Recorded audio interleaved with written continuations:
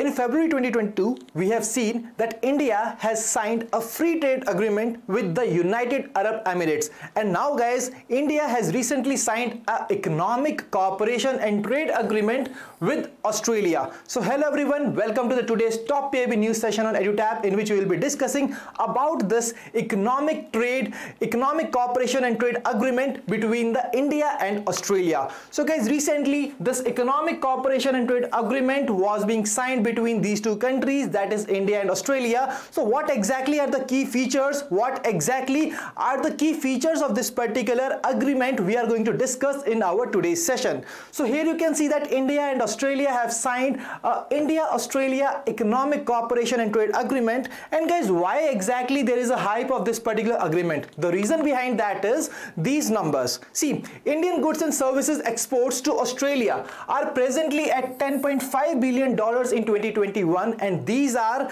expected to get double by year 2027 to around $20 billion. And finally, these numbers will be increased to $35 billion in fiscal year 2035. So guys, now let's see that what exactly are the different features of this particular agreement with the help of which we are expecting such kind of numbers.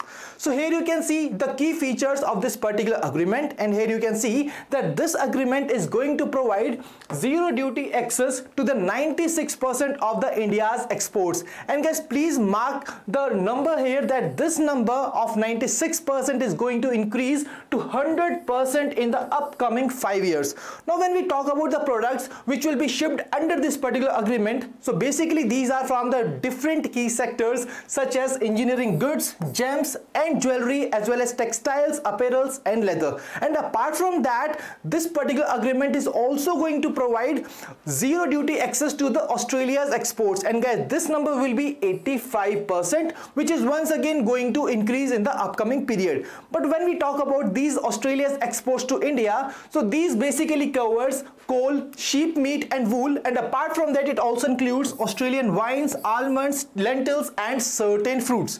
And guys, apart from that, this particular agreement also expects that it is going to boost bilateral trade between the two countries up to $45 to $50 billion in the upcoming 5 years, up from $27 billion presently. And guys, this is also going to generate over 1 million jobs in India. That's a very good point and advantage from India's point of view when it comes to this economic cooperation and trade agreement between India and Australia.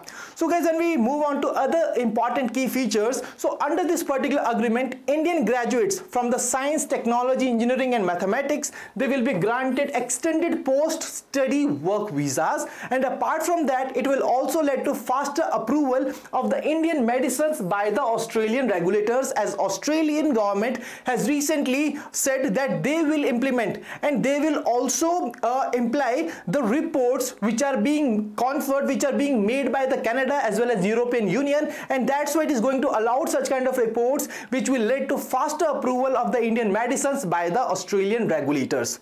Apart from that, when we talk about the advantages which Australia is going to get under this particular part, so here you can see that Australia is set to get benefit from the zero duty access on the coal. See, when we talk about the today's part, so it currently accounts for 74% of the Australia's exports to India, which is presently attracting 2.5% of the duty, which is going to be zero duty in the upcoming period after the implementation of this economic cooperation and trade agreement. So guys, what exactly is going to be the impact of such kind of agreement? So here you can see there will be an increased trade and economic cooperation between the two countries. It is going to enhance the bilateral trade in the goods and services between the two countries. Apart from that, it will also going to create new employment opportunities for the people of the two countries. It will raise the living standards between the two countries of the two people, and that's how this particular economic cooperation trade agreement is going to be very advantageous for both the countries.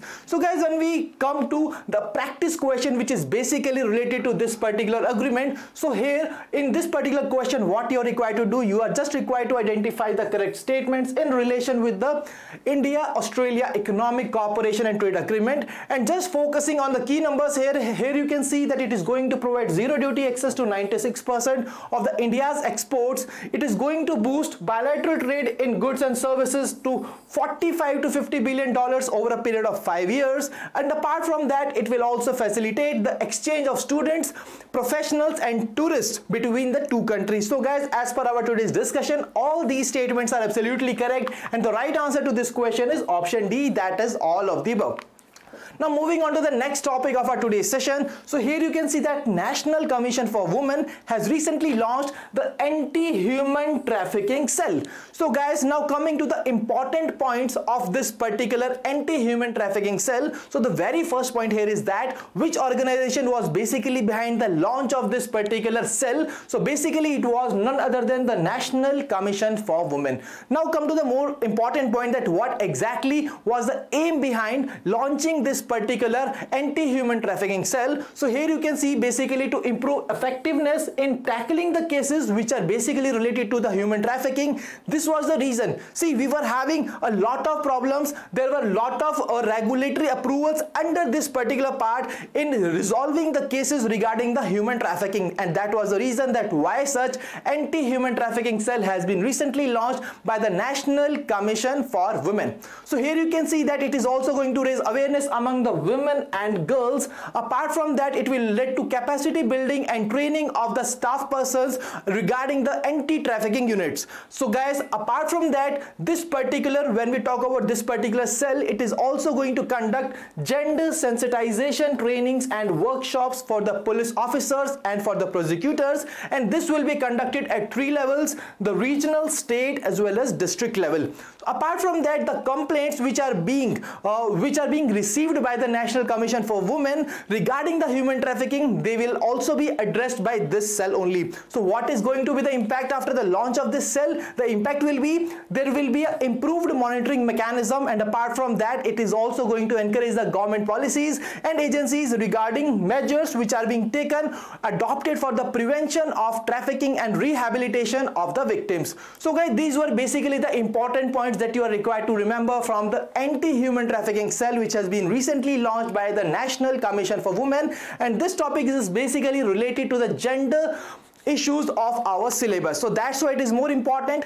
Now coming to the homework question from the previous session, the question was basically about the theme of World TB Day 2022, and guys, the right answer was invest to end TB, save lives. And guys, here is a long list of the star performers of our previous session. Here is a long list of all the persons who have answered this particular question correctly. So congratulations to all of you. And if you also want your name to be mentioned here in the upcoming session, then kindly answer this question in the comment section. So guys, here the question is, the International Financial Services Centers Authority has recently signed an MOU with which one of the following organization to strengthen the inter-regulatory exchange of information related to the insurance sector? So guys, here the options are RBI, SEBI, NABARD, IRDA, none of the above. Please answer the question in the comment section, and I will be coming up with your names in the upcoming session as a star performers for this session. And guys, if you have still not subscribed to your YouTube channel, kindly subscribe it and press the bell icon to receive all the latest updates of the courses and videos offered by us. And you can also join our Telegram channel to get the access to the PDF of these sessions. To join the Telegram channel, kindly click on the link given in the description below. And guys, that was all from the today's session. I really believe that today's session was useful and fruitful to all of you. If you are having any queries, kindly drop us a mail at hello@edutap.co.in, and you can also call us at 814-620-7241. So guys, thank you for joining us. Wish you all happy learning.